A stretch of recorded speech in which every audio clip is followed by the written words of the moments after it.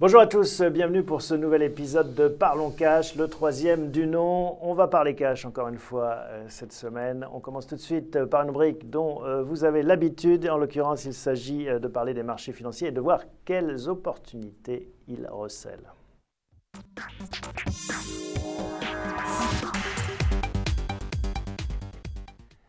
Alors, pour parler des marchés financiers, on retrouve Jonathan Lévy. Bonjour Jonathan. Bonjour Thomas.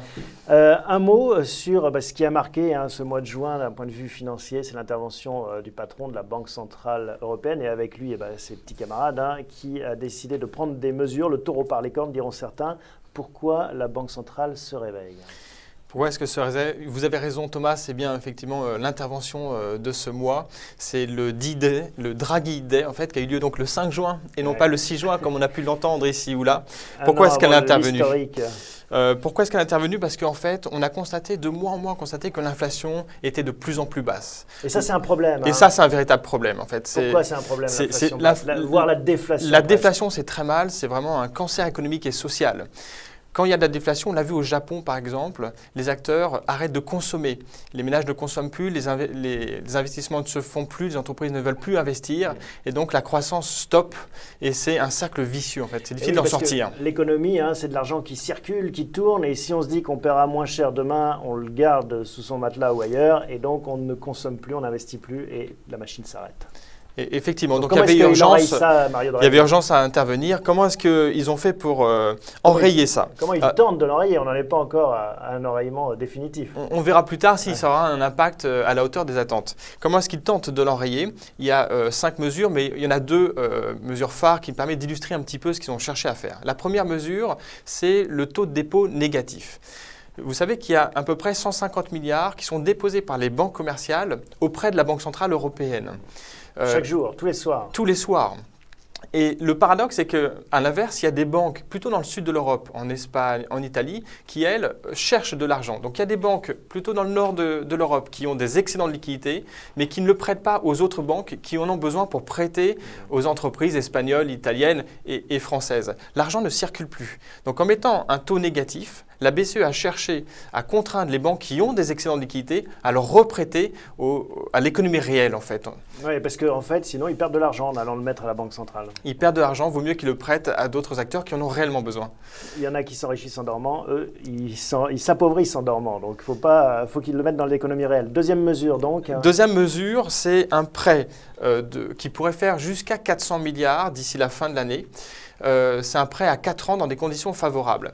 Mais là encore, ça illustre bien à quel point la BCE a été pragmatique et a voulu relancer l'économie, et en particulier que ce soit bénéfique à l'économie réelle. Parce que le montant qui va être octroyé à chaque banque dépend des crédits octroyés à l'économie réelle, octroyée au secteur privé, aux entreprises et aux ménages qui ont besoin d'argent. C'est ça le mot-clé, c'est que la Banque Centrale Européenne veut agir sur l'économie réelle. Ce n'est pas juste inonder le marché de liquidités comme ont pu le faire la Fed ou la Banque d'Angleterre. Effectivement, ce qu'ils veulent, c'est qu'il y ait un impact sur l'économie réelle. Donc ils veulent relancer le crédit pour pouvoir lutter contre l'inflation, relancer la croissance. Parce qu'en effet, sur les marchés anglo-saxons, ça passe, la courroie de transmission, c'est les marchés financiers. Donc si les marchés financiers remontent, ça relance la machine.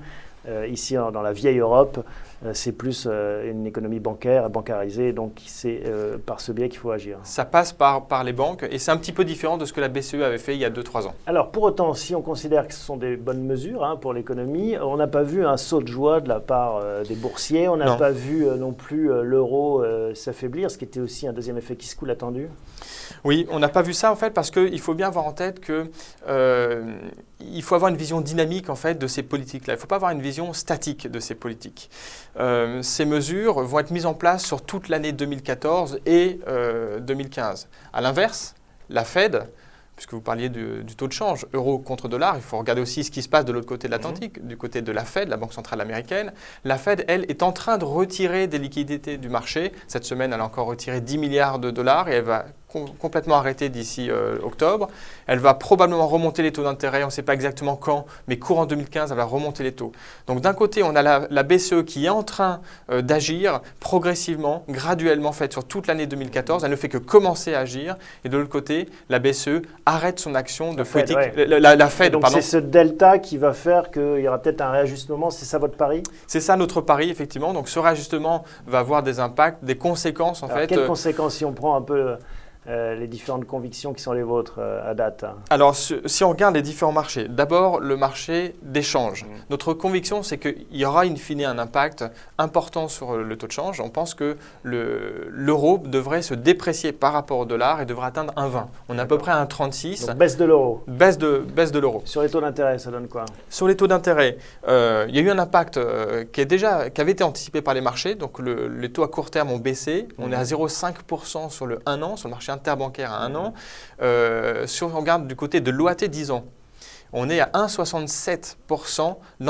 L'État français emprunte à 10 ans à 1,67. Et si la Fed remonte ses taux, ça ne va pas avoir une corrélation de onde de choc sur les taux européens? Je ne pense pas. Contrairement à ce qu'on avait vécu effectivement il y a 1 an, on avait vécu cette onde de choc. Je pense que là, on ne revivra pas ça. Pourquoi? Parce qu'en fait, il y a une vraie divergence des politiques monétaires, comme on l'a expliqué. Donc décorrélation entre les taux US et européens. Au niveau des actions, qu'est-ce que vous anticipez d'un point de vue géographique tout d'abord? On pense que c'est l'Eurostoxx, les marchés actions européens qui vont le plus en profiter, c'est normal. C'est les entreprises européennes qui sont le plus visées. Les marchés actions, l'Eurostoxx devrait progresser de 10 à 15% d'ici 12 mois, c'est notre conviction en tout cas. On pense qu'en particulier, les marchés d'Europe du Sud, Italie, Espagne devraient le plus en profiter. Ouais, on le répète souvent dans cette émission. On le répète souvent, mais c'est notre conviction forte. Pourquoi? Parce qu'on l'a vu d'ailleurs sur les taux d'intérêt. En début d'année, l'Espagne empruntait à 4%. Avec la normalisation de la politique de la BCE, il n'emprunte plus qu'à 2,70%. Il y a un impact très très fort quand même auprès de l'Espagne. Et pour finir, les secteurs, du point de vue action, qui pourraient... Alors les secteurs, nous on pense que les banques vont en profiter. On voit bien que, comme vous le disiez, c'est tourné, l'économie passe par la bancarisation. Donc on fait tout pour que les banques prêtent plus à l'économie. Elles vont profiter donc de cette relance monétaire.